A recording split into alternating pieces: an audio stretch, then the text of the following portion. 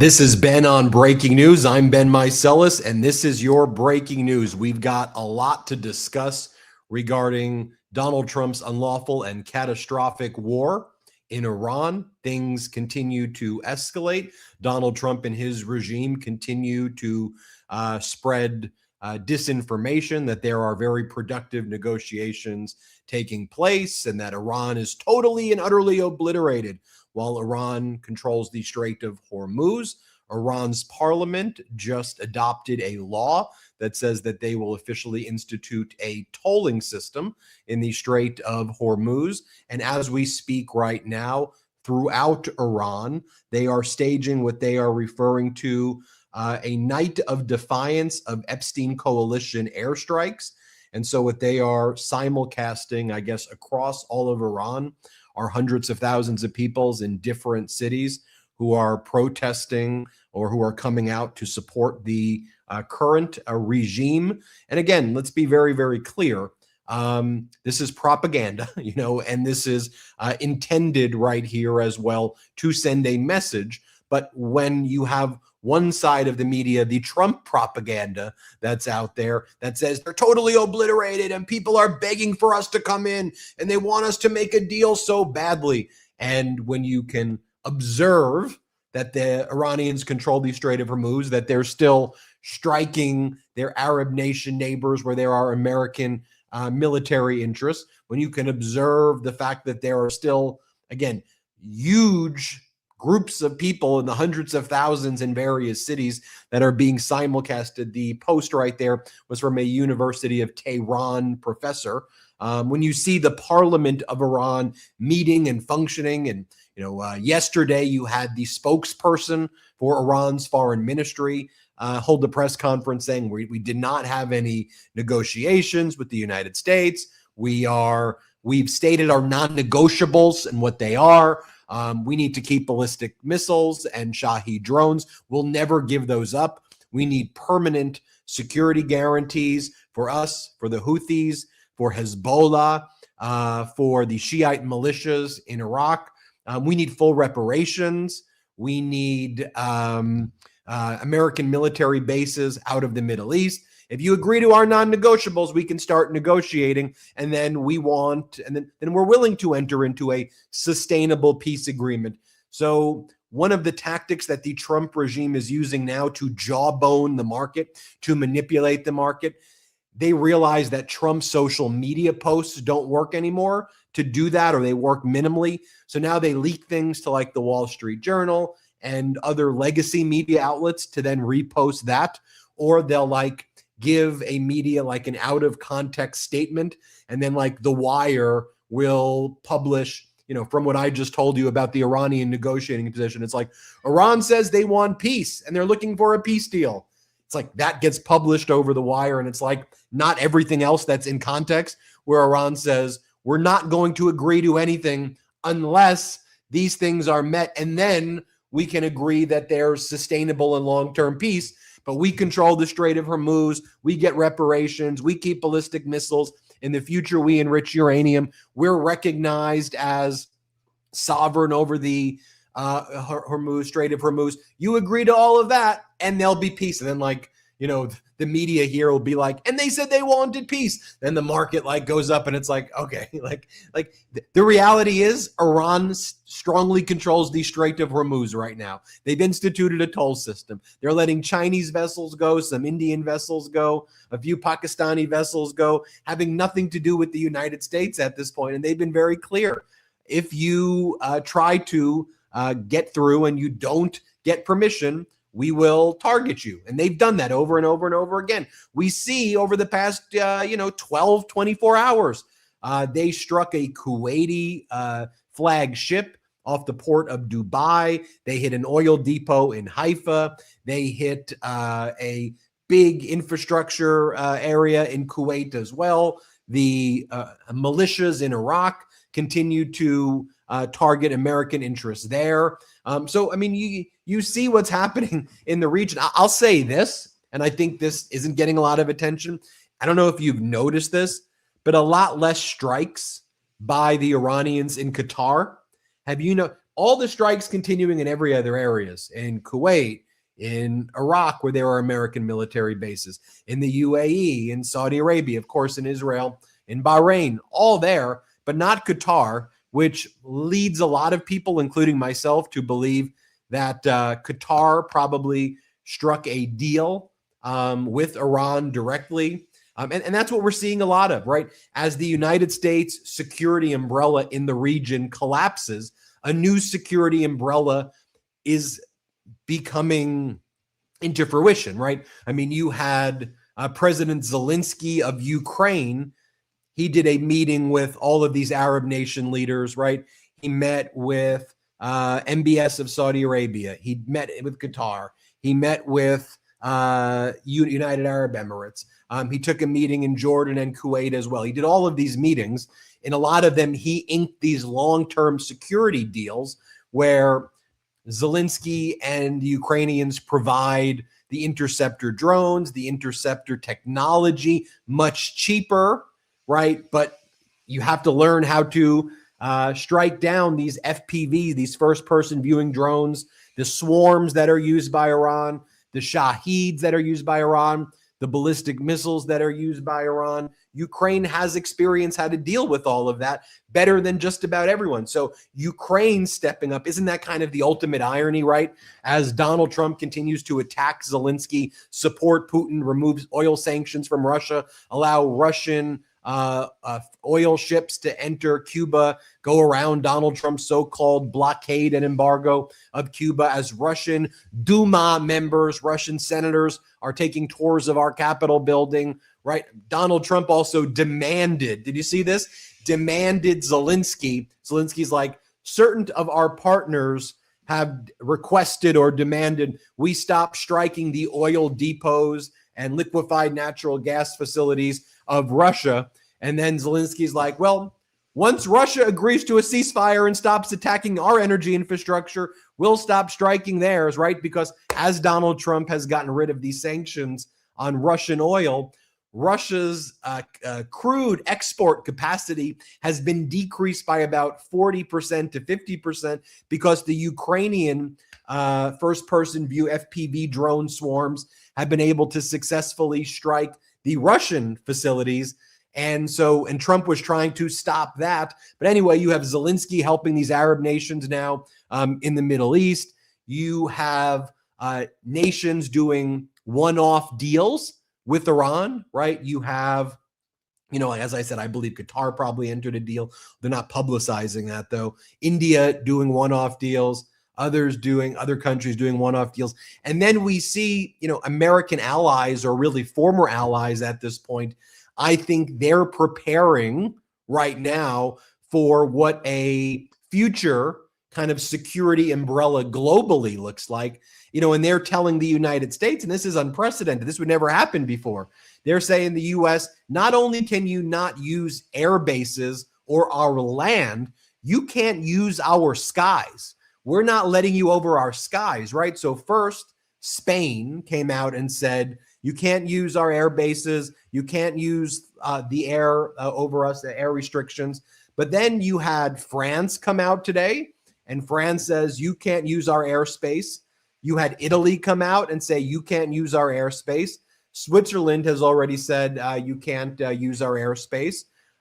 Spain, notably with Switzerland as well, though, Donald Trump also screwed them over by not giving them or by diverting F-35 money that was paid by people in Switzerland to Trump's need to replenish THAAD and Patriot interceptors. He took the money of Switzerland, and Switzerland's like, seriously, you just took the money that we bought for the F-35 and you funneled it to your own Patriot and THAADs. Also, Trump tried to do that and take existing Patriot systems away from Poland.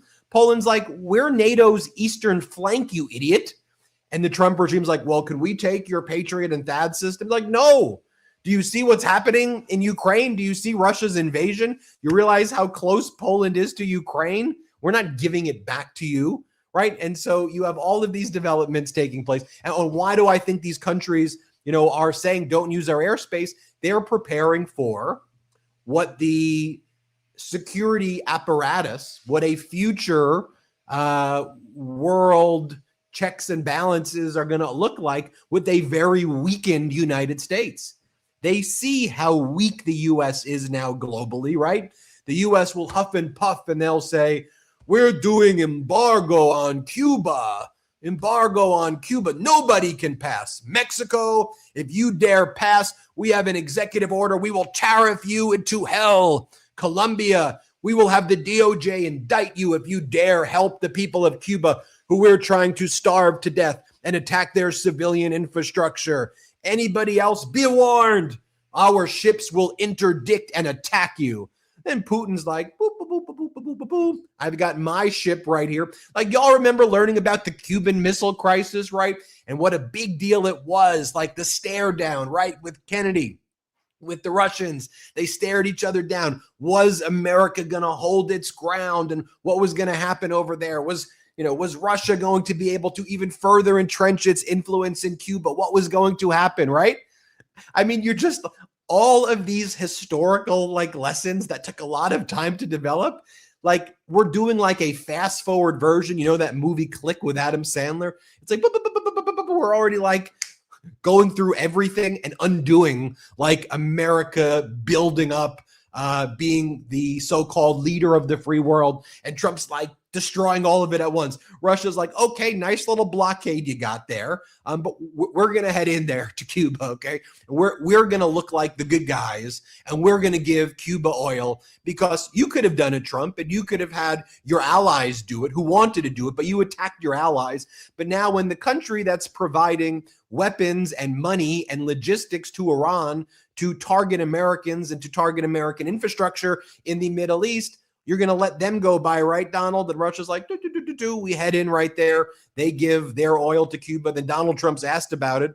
And Trump's like, yeah, sure, I'll let them in. I'll assess on a case-by-case basis. Then Caroline Leavitt, Donald Trump's press secretary, was asked, so what about Mexico? What about Colombia? What about other countries who may want to help Cuba? And Caroline Leavitt's like, yeah, I'm not sure they're going to be allowed. We're going to assess it on a case-by-case basis, and we're going to let Russia in. What about future Russia? Can Russia get in with more stuff? We'll assess it. By the way, let me be very clear. I believe that Donald, as much as I disagree and feel strongly that the regime in Cuba, the successors of the Castro regime, while I believe that they're not doing the best for the Cuban people, while I believe that, if they were to be replaced by a place that's more representative of the people could get up out of poverty. But, I disagree strongly with Trump's crimes against humanity and what he's doing to the Cuban people. Just because you disagree with governments around the world doesn't mean I think that we should threaten invasion or do invasions just because we disagree with regimes. I mean, there is a global architecture that existed. Alliances are important. We need stability in the world.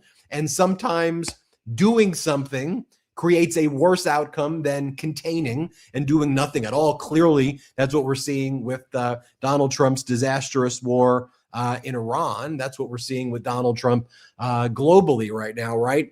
And so, I think what he was doing was a crime against humanity. But at the end of the day, let's not be naive here, right? We all think, you don't think that Russia also with the oil was delivering Shahid drones and FPV drones and helping Cuba arm itself in the event Donald Trump invaded? Like, let's not be naive here, right? And where's the, outrage from all of these people who are all about holding Russia accountable? And, so the outcome of all of this is now Russia has stronger control over an island that is just miles away from Florida and that barely registers as a blip, right? On the way the media is reporting on all of this stuff, right? I mean, let's actually think about what's going on here.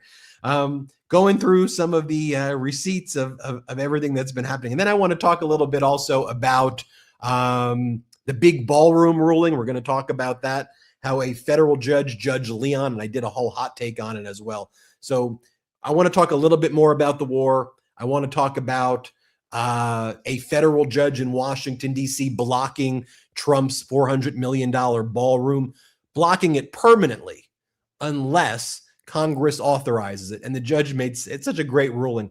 At the end of it, he goes, I got a great solution. Congress authorize it. Voila, we fixed the problem. Go to Congress. Congress builds your ballroom.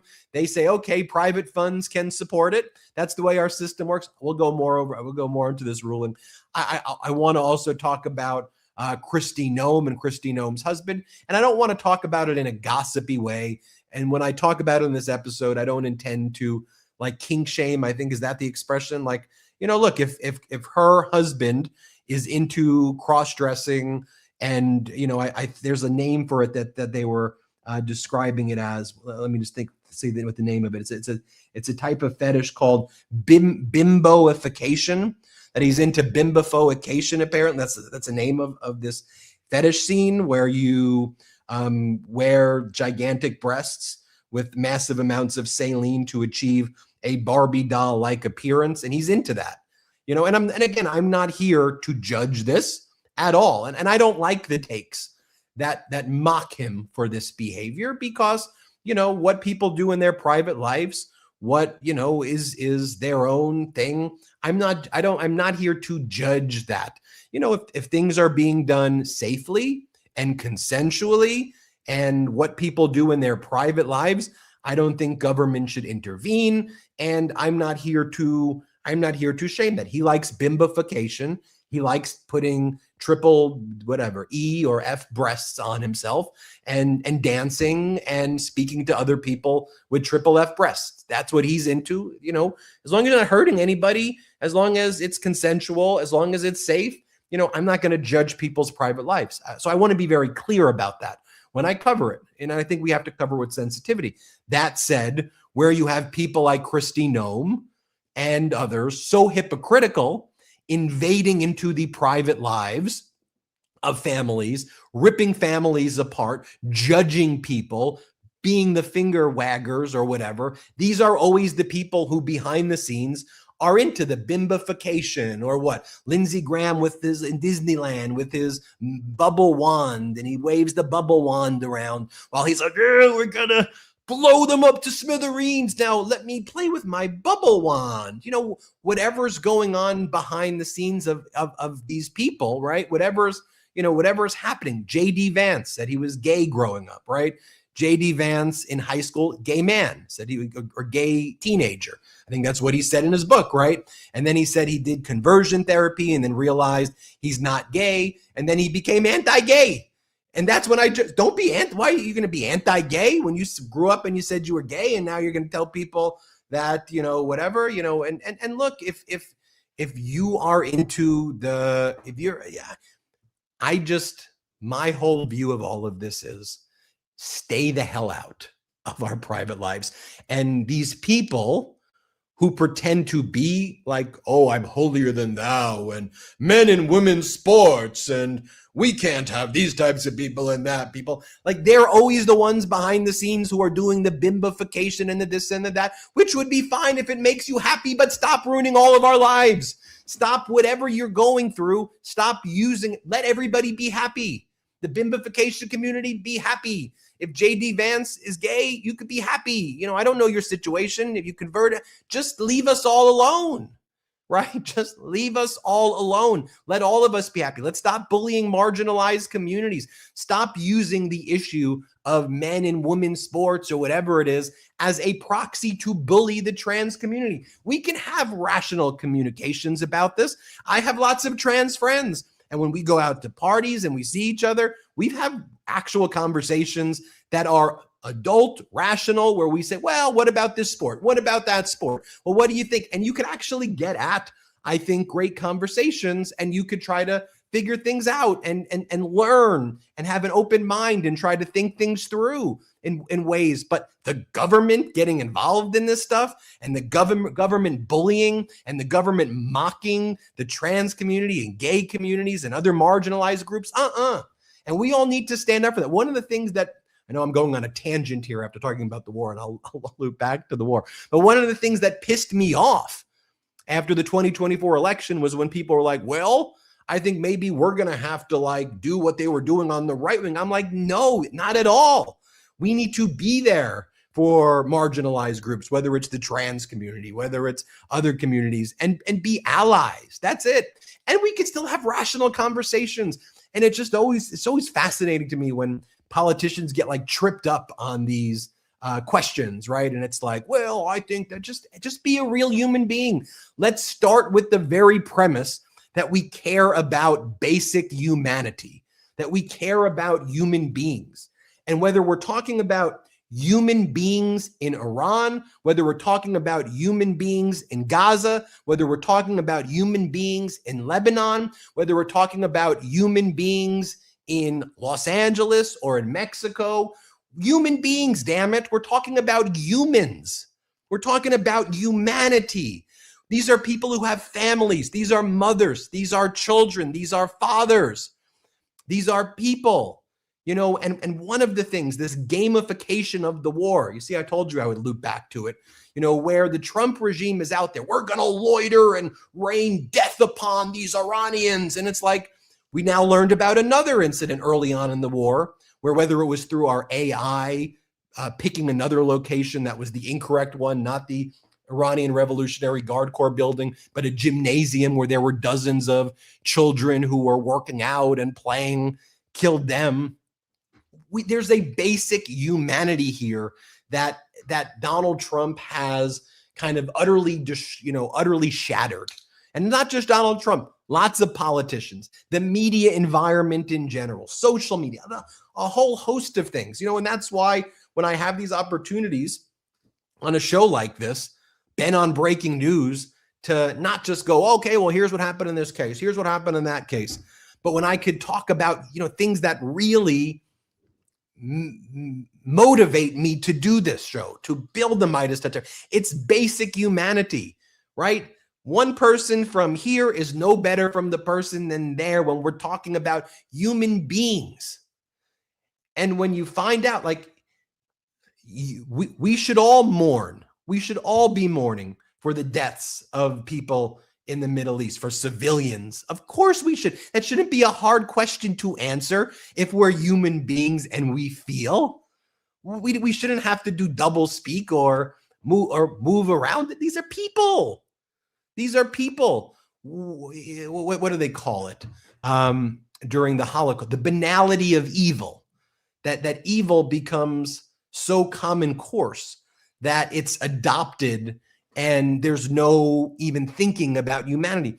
I want the MeidasTouch network to be that shock to the conscience that brings us back to basic humanity and talk through these issues and try to solve problems, because I think when you look at it through this lens, you're much more able to address these, problems. Just very briefly, you had Donald Trump ranting like a lunatic this morning. The country of France wouldn't let planes headed to Israel, loaded up with military supplies, fly over French territory.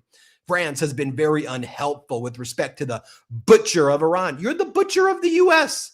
You're the butcher of the U.S., Donald, who has been successfully eliminated. The USA will remember. Like, why are you even talking like the corniest bad guy from the corniest Batman cartoon? Why do you like? Why? That's not even a helpful strategy. You sound like an idiot. You are an idiot. But who talks like this? You know, his other post this morning. All of those countries that can't get jet fuel because of the Strait of Hormuz, like the United Kingdom, which refused to get involved in the decapitation of Iran. I have a suggestion for you. Number one, buy from the U.S. We have plenty. And number two, build up some delayed courage. Go to the strait and just take it. You'll have to start learning how to fight for yourself. The USA won't be there to help you anymore, just like you weren't there for us. Iran has been essentially decimated. The hard part is done. Get your own oil. You know, anybody my age who's in this chat or who's listening, watch Captain Planet growing up. I can't name for you any episode specifically, but they put their rings together in Captain Planet's form, right? Remember, like, the bad guys in Captain Planet, though, were so corny. Like Donald Trump's the corny bad guy that Captain Planet fought against. Get your own oil next time, Captain Planet. It's like, who talks like this? Or like for people who may be a little bit younger, like the bad guy when they translated like the Dragon Ball Zs, right? And he'd be like, you're going to get your own planet right now because I'm not going to help you anymore. I'm going to build my golden ballroom. Like the script is so dumb. And the fact that the media talks about it like it's normal. Oh, well, here's a discussion. The abnormal, weird, dangerous. Wake up, people. Let's get the hell out of this mess. I see some of the polling data, though, that was at least brought some good news to our day today. When you look at the voter ID, since Gallup has been doing their voter ID poll, never has less Americans identified as Republicans. It's dipped below 40%. Now only 39% of Americans, according to this new Gallup poll, identify that they are Democrats right now. I mean, that's a pretty low number. So when you find out a lot, well, like X amount of Republicans are supportive of Trump, well, the Republican base is dramatically decreased. Let's talk about that. I want to talk a little bit about this ballroom ruling. I'm going to talk about it from the perspective as a law professor. For those people who don't know, I'm a law professor at USC. When I'm not doing this, I teach law. So I'll break down these statutes for you so you can understand what the law is. We'll talk a little bit more about Kristi Noem and her husband being very sensitive and delicate like I was before. I think that's it's important how we cover it. And then we'll talk about some additional things. How about that? We've got a quick ad break right now. My producers are saying, Ben, we need a quick ad break. So I'm telling them, great. We got a big audience though. All right, let's take our first quick break of the show. We will be right back after this. So I'm going to be 33 soon, and suddenly everything that used to be easy isn't. I barely ever talk about it, but it has to be said. It hit me like a brick wall last year. Same workout, same diet, but I felt like I was moving through mud. Nobody tells you about this stuff. One day you're crushing it, and the next day you're wondering why everything feels twice as hard. Because here's the thing, most men start losing testosterone around age 30, about 1% every year after that. That's why I started taking Mars Men. And here's what I learned. Your body makes testosterone, but a lot of it gets locked up and can't be used. There's this protein called SHBG that basically handcuffs your testosterone. Even if your body's making testosterone, SHBG locks it up so you can't access it. It's like having money in the bank, but your debit card doesn't work. Mars Men is designed to help free lock testosterone so your body can actually use it. No synthetics, no needles, just real ingredients that help optimize energy, focus, and strength. I personally felt the impacts from taking Mars Men. I feel stronger and my recovery time is much quicker. It's not like drinking a cup of coffee. It's a steadier sense of drive throughout the day. Mars Men supports healthy T levels, energy, and stamina. There are 8 natural, clinically dosed ingredients, and it's made in the USA and third-party tested. And the best part, there's a 90-day money-back guarantee. So there's no risk. Worst case, you don't absolutely love it and you get your money back. But over 91% of users report higher energy levels. Thousands of guys are feeling incredible results. Just check out the reviews from the website and see for yourself. For a limited time, our listeners get 50% off for life plus free shipping and 3 free gifts at mengotomars.com. That's mengotomars.com for 50% off and 3 free gifts when you check out. After your purchase, they'll ask where you heard about them. Please support our show and let them know that MeidasTouch sent you. This episode is brought to you by IQ Bar, our exclusive snack, hydration, and coffee sponsor. IQ Bar protein bars, IQ Mix hydration mixes, and IQ Joe mushroom coffees are the delicious low-sugar brain and body fuel you need to win your day. The Ultimate Sampler Pack is a great way to try all IQ Bar products and flavors. You get 9 IQ Bars, 8 IQ Mix sticks, and 4 IQ Joe sticks. All IQ Bar products are clean label certified and entirely free from gluten, dairy, soy, GMOs, and artificial ingredients. All IQ Bar products are packed with clean, delicious ingredients that keep you physically and mentally fit, like magnesium, lion's mane, and more. IQ Bar's plant protein bars are the smarter snack choice with plenty of plant protein, tons of fiber, and no added sugar. IQ Mix is a zero sugar drink mix that hydrates with electrolytes, improves mood, and boosts clarity. IQ Joe is a mushroom coffee designed for mental clarity and packed with 200 milligrams of natural caffeine. Plus, it comes in 4 different flavors that will totally transform your morning routine. With over 20,000 five-star reviews and counting, more people than ever are fueling their busy lifestyles with IQ Bar's brain and body boosting bars, hydration mixes, and mushroom coffees. Their ultimate sampler pack includes all three. IQ Bar has become part of my daily routine, whether it's starting my morning with IQ Joe, grabbing an IQ Bar or IQ Mix to refuel or rehydrate after a hard workout. I am truly a believer in all IQ Bar products. And right now, IQ Bar is offering our special podcast listeners 20% off all IQ Bar products, including the Ultimate Sampler Pack plus free shipping. To get your 20% off, text TRUTH to 64,000. Text TRUTH to 64,000. That's TRUTH to 64,000. Message and data rates may apply. See terms for details. Welcome back. Great ad reads by the bros right there. Appreciate them. Appreciate our sponsors. The discount codes are in the description below. Go check out those sponsors. They help support the growth of this channel. Why don't we talk a little bit about this ballroom order, shall we? Federal judge appointed by George W. Bush, 2002, is now a senior judge in the D.C. federal courthouse, blocked the Trump ballroom. What's interesting is if you've been following my ballroom analysis, I predicted this would be the outcome many months ago, but it didn't happen. And in fact, the group that brought the lawsuit, the National Trust, lost when it filed for a preliminary injunction originally. And then I saw some of your comments and you were saying, Professor Meiselas, you were wrong. You were giving us hope that the ballroom was going to be blocked. You cited all of these statutes and you told us all of these things and you were wrong. Like, how do you get it wrong? If you're wrong there, how do we believe you on some of these other things? And you remember what I said?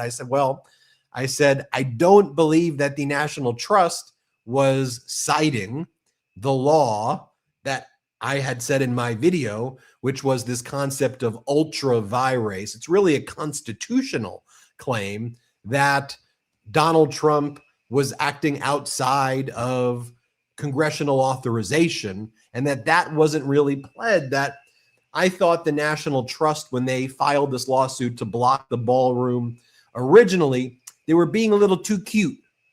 You know, they were being very technical with their arguments and they were saying, well, you know, it's this under the Administrative Procedures Act and this is how we block it. I'm like, it's a much simpler argument. If you remember my hot takes on it, I said, go to the Constitution. The Constitution says this is a core function of Congress and there's only 3 statutes that are on point, and these statutes are more persuasive that Trump needed to get congressional approval, not that he could go around Congress. And so whether it was because the National Trust hired a new law firm or they watched my YouTube videos, I like to believe in my own delusional mind that they watched my YouTube videos and that's what changed their mind. But I'll at least acknowledge that may not have been what happened. But they amended their complaint. They then filed for a preliminary injunction again. The Trump regime was like, well, they already lost the preliminary injunction, so they can't file it again. And the judge says, no, there's a change of circumstance. They're bringing new law to my attention. Ultra vires, ELUTRA space VIRES. It's Latin, basically, you know, outside the scope of authority. And then the judge did it. He blocked the ballroom right there. Judge Leon, again, George W. Bush appointee, Republican appointed judge. Let me just give you the highlights and you'll tell me if this sounds familiar to you. Hint, hint, my past hot takes. The President of the United States is the steward of the White House for future generations of first families. He is not, however, the owner.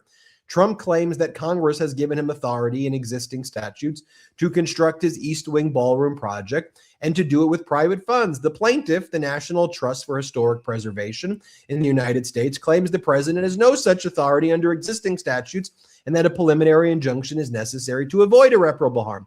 I have concluded the National Trust is likely to succeed on the merits because no statute comes close to giving the president the authority he claims to have. As such, I must therefore grant the National Trust's motion for a preliminary injunction, and the ballroom construction project must stop until Congress authorizes its completion.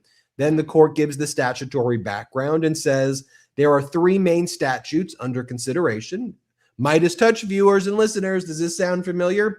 3 U.S.C. Section 105D, titled Assistance and Services for the President, provides for the employment staff members to assist the president and authorizes appropriations for expenses related to the White House administration. But more relevant to this case, Section 105D provides there are authorized to be appropriated each fiscal year to the president such sums as may be necessary for the care, maintenance, repair, alteration, refurnishing, improvement, air conditioning, heating, and lighting, including electric power and fixtures of the executive residence at the White House. So if you want to go above what's been appropriated, guess what you got to do? You got to go back to Congress. And you can't go around it by saying there's going to be private donors who fund the thing, because if that was the case, then what's the point of Congress?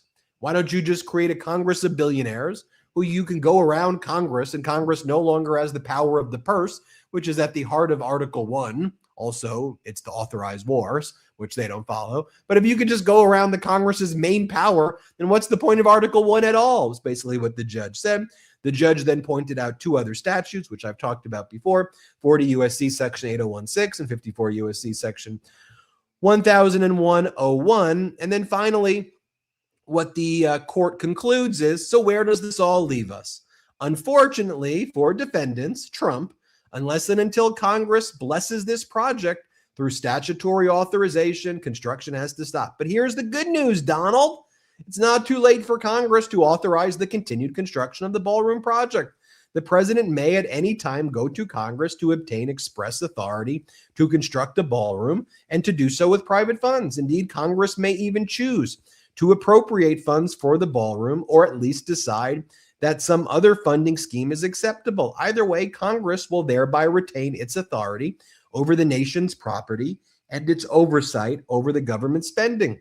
The national trust's interest in a constitutional and lawful process will be vindicated, and the American people will benefit from the branches of government exercising their constitutionally prescribed roles. Not a bad outcome, that. Exclamation point.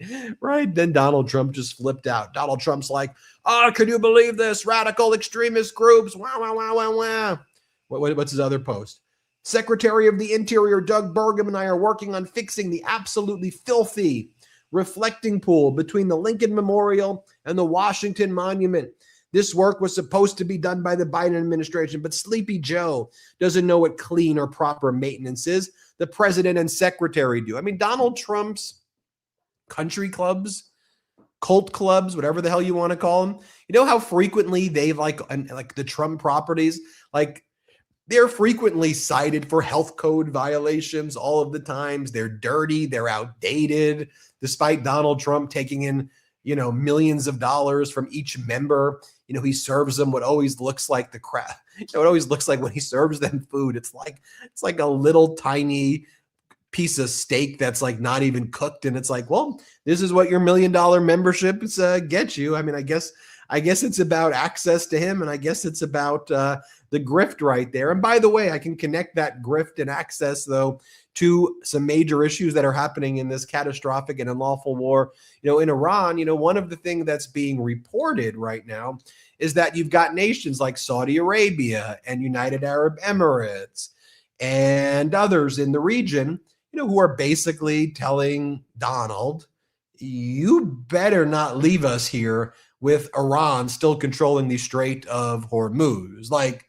you realize we gave you a lot of stuff. Like, Qatar gave him the jet. Saudi Arabia, all of the Trump properties here, there, investing in Kushner, UAE, giving hundreds of millions of dollars, if not more, to World Liberty Financial, Donald Trump's like crypto thing. Quid pro quo, pay for play. We pay, you're supposed to play. But what they found out today, What they should have known, though, yesterday and a long time ago is look what Donald Trump's done his whole life. He's a lifelong loser. He's bankrupted this casino, that casino, this casino. He has a loser pathology. And he is also like the gambler who doesn't leave the table until everything is lost. And then he would have daddy to bail him out. He would sue everybody and sue the banks and sue people.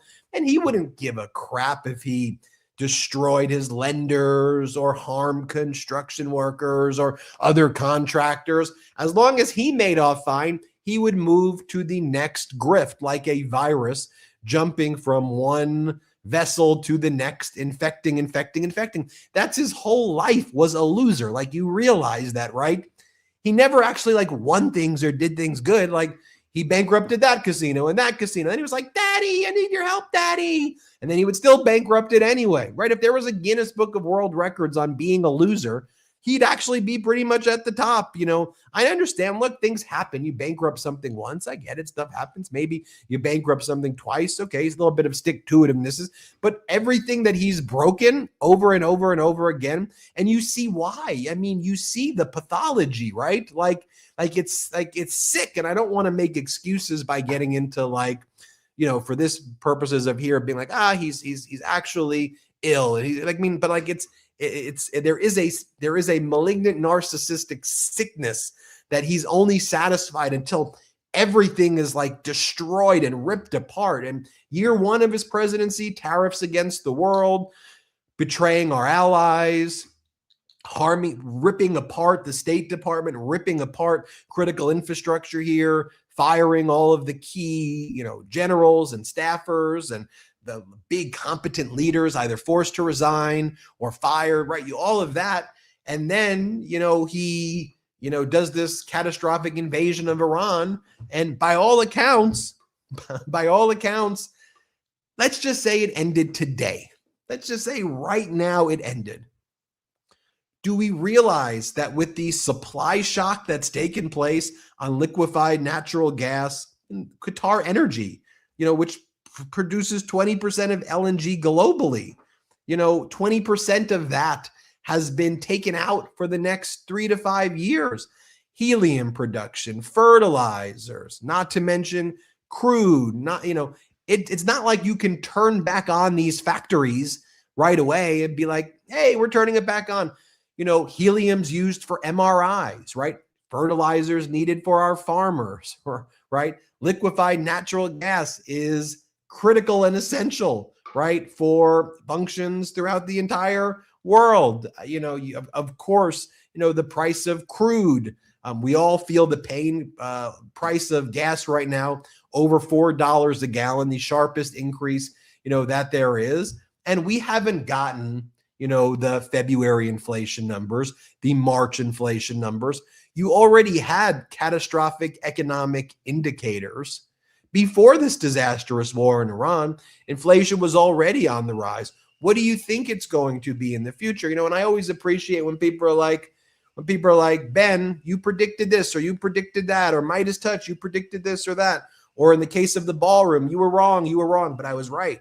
We got it right in the end. We predicted what was going to happen. But it's like, we just need to follow the facts, right? We need to just open up our eyes and see what's happening.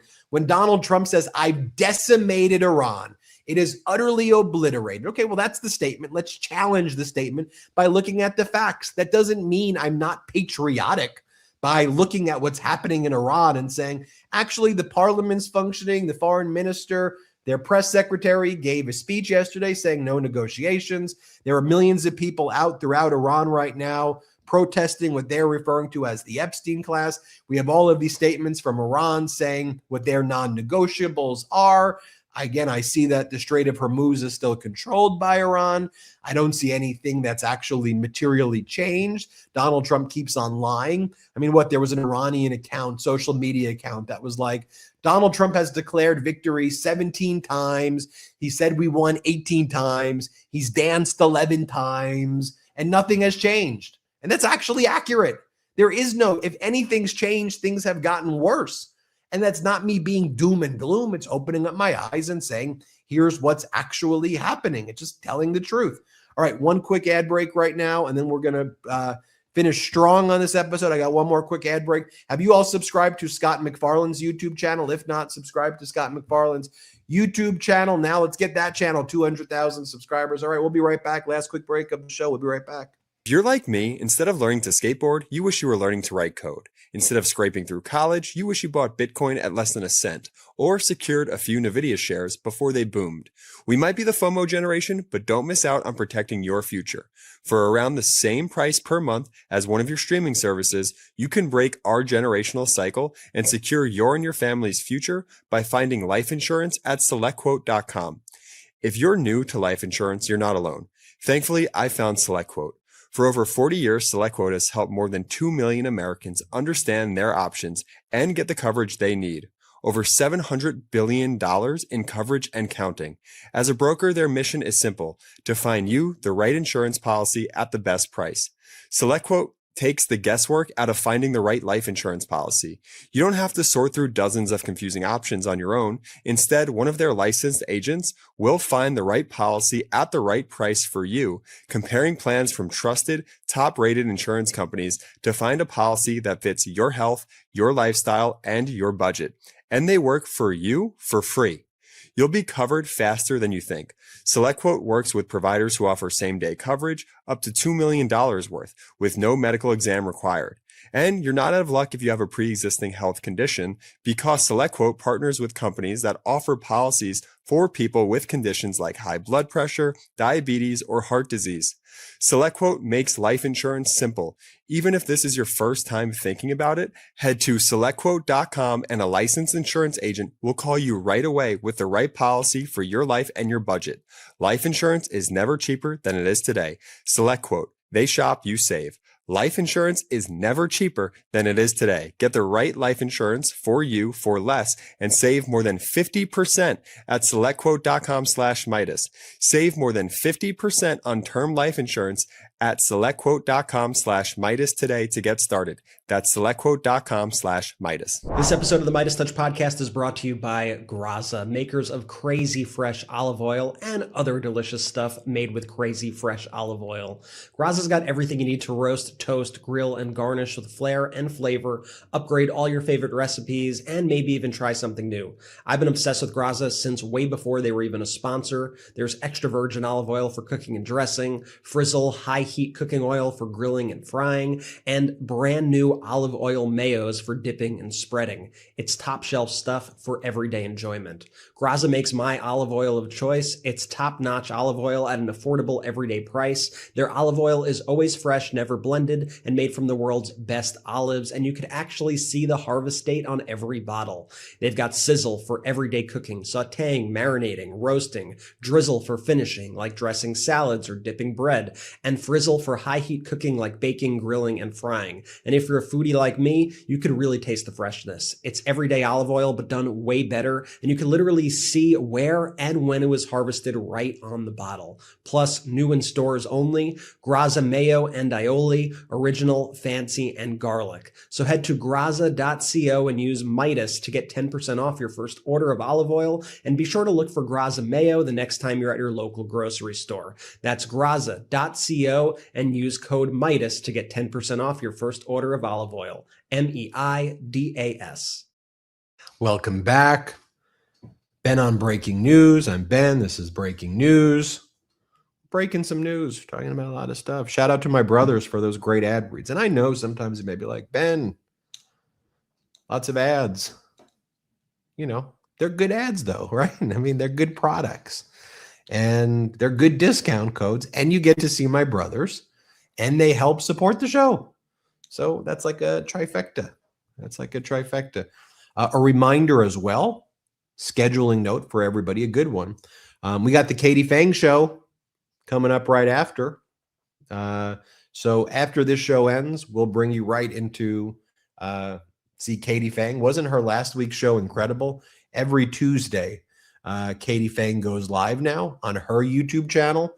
Between Scott McFarlane, Katie Fang, Legal AF, Aaron Parnas, Adam Mockler, Tennessee Brando, so many great channels here on the MeidasTouch Network. We keep on building. We keep on growing it. Shout out Katie Fang. And her show begins right when this show ends. We'll send you, whoosh, it goes, whoosh, we'll send you right into Katie Fang. Over the break, we heard from Iran's foreign minister, Araghchi, and he said the following regarding potential peace talks with the U.S. Quote, "We do not have any faith that negotiations with the U.S. will yield any results. The trust level is at zero." That's the latest public statement from Iran's foreign minister. And I believe that there are messages being exchanged. The U.S. wants out. The U.S. realizes that in a war of attrition, Iran can see this thing through and cause a lot of economic pain. You know, there was a Wall Street Journal report last night I talked about that Donald Trump said, yeah, I'm willing to conclude operations. By the way, they still call it operations. It's a war. It's an unlawful war. I'm willing to conclude, even if the Strait of Hormuz is still controlled by Iran. We'll deal with that later, but we're willing to leave right now. Iran's point, though, is like, we can't agree to a ceasefire with you. We don't trust you. So the moment we stop striking the Arab nations without security guarantees, we pause. You're just going to do that to build up your munitions. Like, you know, one of the problems where you stereotype people and you don't actually observe their behavior, you make very big mistakes just based on judging cultures by not actually recognizing that regardless of the fact that the Islamic Republic and the Iranian Revolutionary Guard Corps, they are repressive regimes. They've done terrible things in the past, so stipulated. Tehran University, the university system there, the Iranian people are very proud people of their thousands of years of culture, of Iran, the country, even if there are disagreements or even though there's repression from the regime, the people feel cultural pride. It's a very sophisticated, tech-savvy population. It's why when Russia needed equipment because it was getting decimated by Ukraine, Russia went to Iran and built out that alliance as well. And the technical engineering, the hacking capabilities, cyber hacking by Iran. And when our media or Trump or whoever or MAGAs, you know, want to portray the Islamic, Iran generally as like they're a bunch of lunatics and maniacs, you know, and you almost get this very like racist portrayal that in Iran they're like in caves and screaming Allah Akbar all day, and it's like, you know, that's the image that they try to give, and that's not what's actually happening. It's a sophisticated society. They have this mosaic style leadership structure that's very complex. Each leadership position has 5 to 7 successors who are already in line.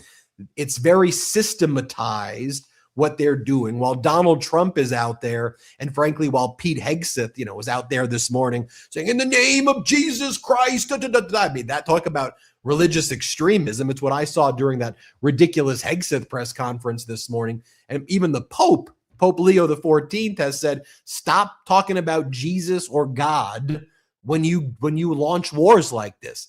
Your invocation of God and Jesus is hereby denied, is basically what Pope Leo the 14th said. But you know, Donald Trump's like winging it, right? We've pushed out lots of our top generals and admirals and military infrastructure. The people who are there, who are smart, are being overruled by Hegseth and Trump. Although they're trying, you know, we still have some really top-notch military leadership. The guy who runs CENTCOM is a real serious guy, but it's hard to operate when you're at the whim of Donald Trump, when he rewards Russia by removing sanctions when Russia's providing the weapons and logistics to Iran to strike the American military bases? How do you think our AWACS, the Sentry, those big reconnaissance airplanes, and the KC-135s were destroyed with precision? Who do you think is giving Iran this help? Russia, possibly China, likely, definitely Russia. Russia and Iran are saying it, and then we have the Russian Duma members chilling at the Capitol building, partying it up with MAGA Republican Congress members in our State Department, right? I mean, you've got the Trump regime trying to cozy up to the far right-wing AfD party in Germany, the Putin puppet party over there, while they're like, we want America out of Germany. Like, unless the goal here is how do we prop up China and Russia and weaken the U.S. forever, then you could go, okay, got it. There's a clear plan here, right? Because that's the only thing that makes sense. But otherwise, everything that's being done by Trump is like winging it. I'm going to tweet this. I'm going to post this. I'm going to tweet this. I'm going to post that. We could have lots of very valid criticisms, critiques, hatreds for the Islamic Republic. You name it. All true. All fine. But let's not act like the Trump show. These are just a bunch of lunatic, crazy people who want to die right away. There's universities, there are gyms, there are children, there's people. There are dentists, there are doctors, there are lawyers, there are parliament, there are engineers. It's a 90 million person society that actually has, sophisticated institutions, and they are planning things out, and they are playing chess with it at a high level. And whereas we should be, if you're getting involved in this, we shouldn't be involved in this at all. Let me be clear. But even our propaganda is horrible. Even the way they're doing it. And again, I think that these crimes against humanity are horrible. So I'm not trying to make light on it, but it's like when you're out there, Trump, saying this, that, and the other, all you're doing is projecting weakness, number one, not strength, because Iran knows what's being said or not being said. Sometimes Trump is giving away actual classified information, in my opinion, when he's spewing things out that he shouldn't be spewing out. And he's also handing over propaganda moments to Iran so the Islamic Republic can go to its people and go, see, this is what we told you about the Americans. This is how they behave. They say they're loitering over the skies to kill you. They're saying they want to decimate Iran, not the regime, all of Iran. They're coming to kill you. Look at Donald Trump's post. He says he's going after electrical grids, desalination facilities. Look what he's doing. He's saying he's doing it, everybody. He's saying he's doing it. And he is saying he's doing it, right? I mean, you have Donald Trump social media posting war crimes, and then social media posting whining that he's going to leave the Strait of Hormuz and leave it up to other countries to fix. And he goes, we don't need that oil. Yes, you do, because you're an idiot. And the way oil markets work is that oil markets and shock to oil supply impacts American oil, American-made oil. Do you think that I want to know the difference between WTI oil and Brent crude? Did you think I ever had to think about that in the past? No, I never had to think about a lot of these things. Do you think that in the past I really dug deep to learn about the importance of 2-year Treasury note yields compared to 10-year Treasury note yields and the 20-year and the 30-year, and why if it goes above 4% and 5%, the level, I'm sure I could have, I'm sure maybe in college I learned about it, maybe in a law school class here or there I learned a little bit about it, but it wasn't that I was naive in the past. It was that we had functioning people who did the jobs that they were supposed to do, and I could spend more of my time wondering how Duke lost before getting into the Final Four and how UConn pulled that off. I could spend more of my bandwidth focusing on going out and watching movies with my family and thinking about other things, right? Because there were competent people doing their jobs, and I didn't have to think, whoa. Maybe I need to actually learn to be a pilot because this plane is being flown into the ground. And that's what I think a lot of us feel. And I think there's some positive aspects of it, whether it's with No Kings protests, whether it's with the polling data as Trump, the latest Amherst, UMass, YouGov poll has them at 33%.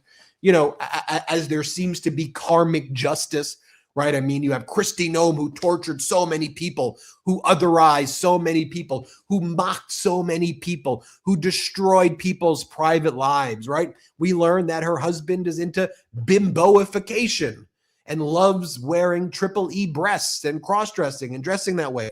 And I'm not saying this to mock him at all. If you watched my earlier segment, the reason that I brought this up was actually to say, what you do in private, if you're into bimbification and behind the scenes, you're not hurting people. If you're safe, what you do is consensual. I will not judge your kink. I will not shame it.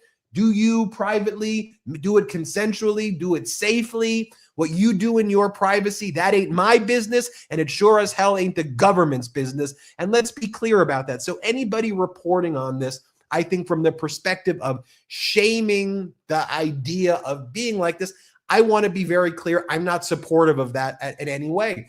But what I am supportive over is pointing out the hypocrisy of people like Kristi Noem, who judge, who wag fingers, who attack the gay community, who attack transgender people, who bully and demean, and behind closed doors, this is what they do. This is their behavior. And they're the ones who want to attack us. Not okay with that at all. None of us should be okay with it. You don't have to be I'm a libertarian, I'm a this. Just government. Stay the hell off. Remember, you know, those don't tread on me flags, right? These MAGA Republicans turned out to be the biggest, I don't know if this is an appropriate word or not, cucks. Right? And it's like, tread on me, tread all over me. I want to be treaded on, tread. And it's like, what the hell are you doing? You want them to mask that? You want these people to tread on you? What the hell are you talking about? What are you doing? What are you doing? I mean, it's the ultimate tread, right?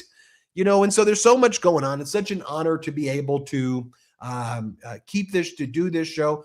Jeremy, do we have the automatic transfer into Katie Fang's show? I just want to make sure that people here don't have to do anything. Do we have the transfer set up so people go here? Yeah, I want them to ask. So you could just go to Katie Fang's show, but I know there's like a feature where we send you, we transport you to Katie Fang's show. They're going to double check that. In the meantime, throw some blue hearts if you subscribe to both Scott McFarlane and Katie Fang's channel.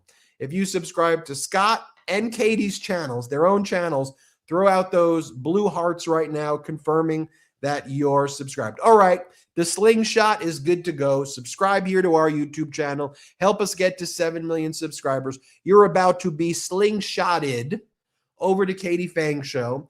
And if for whatever reason you're not slingshotted, then just go look at Katie Fang on YouTube and then get there on your own. All right, prepare to be slingshotted.